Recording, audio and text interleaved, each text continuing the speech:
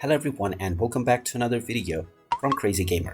In this video, I'm going to show you how to change the logo of your league within the ESPN Fantasy Sports game.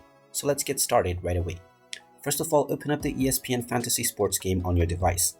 And if you haven't logged into your account already, proceed forward with your email address and your password. Once you are logged in and taken into the homepage, if you already have joined or created a league, you will see the details of your team right at your homepage. You can tap on the My Team option, which will take you into your team menu. Just tap on the info button alongside your team name, and now you will be able to edit your team info. Tap on the edit button and you can change your team name, the abbreviation, as well as your logo. You can upload a custom logo using an image from the web, or you can also use any free logo packs in order to use a logo that is available. Once you choose your desired logo, tap on the choose button, and now this logo will be applied onto your team right away. And now you can tap on the save button to save your changes. And there you have it.